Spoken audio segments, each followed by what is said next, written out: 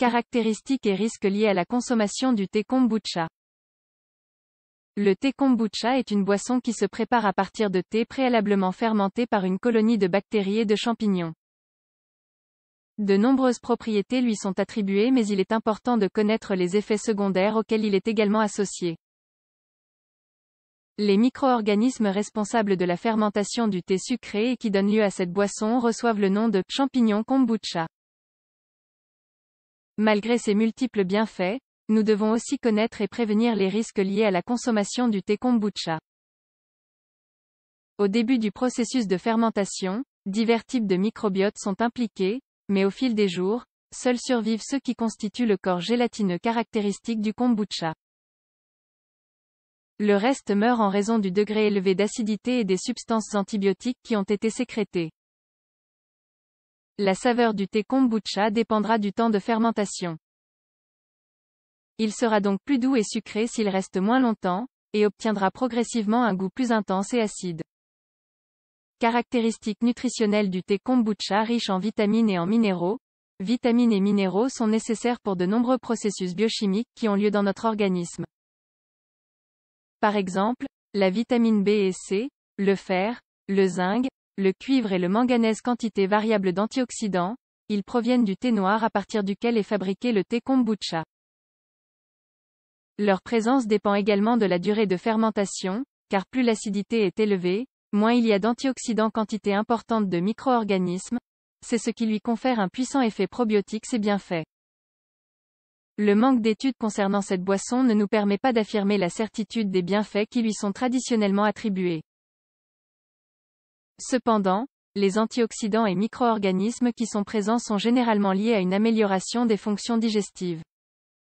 On lui attribue aussi des propriétés bénéfiques pour la santé cardiovasculaire, pour les fonctions hépatiques et pour le stress.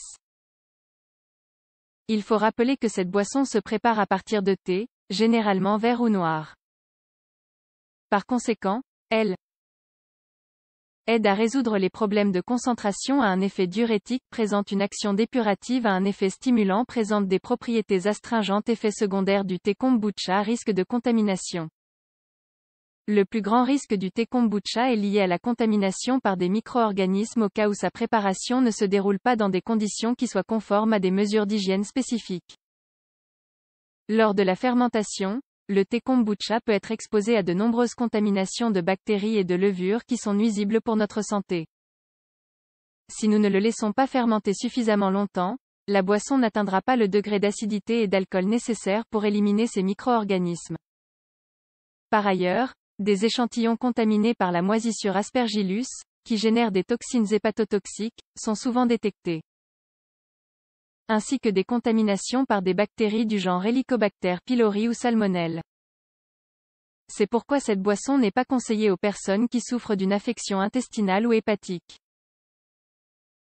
Elle n'est pas non plus recommandée chez les personnes immunodéprimées ou qui présentent des déficiences dans le fonctionnement du système immunitaire. En outre, les femmes enceintes, allaitantes, les enfants de moins de 5 ans, les patients atteints du VIH, ou de toute autre infection, devraient s'abstenir de consommer du thé kombucha. Consommation excessive de thé kombucha.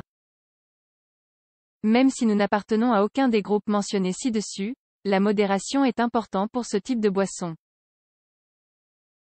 En effet, à l'excès, le kombucha peut entraîner des inconforts digestifs.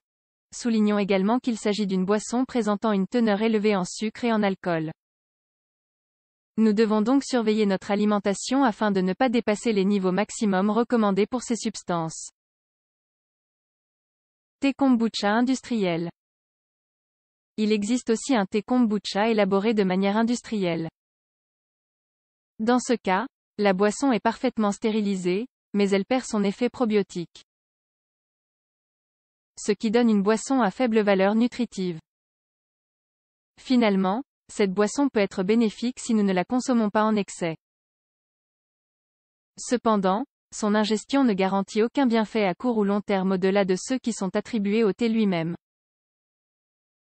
Certaines personnes pensent que la consommation de thé est plus bénéfique car il ne contient pas d'alcool, ni de micro-organismes qui peuvent générer une intolérance.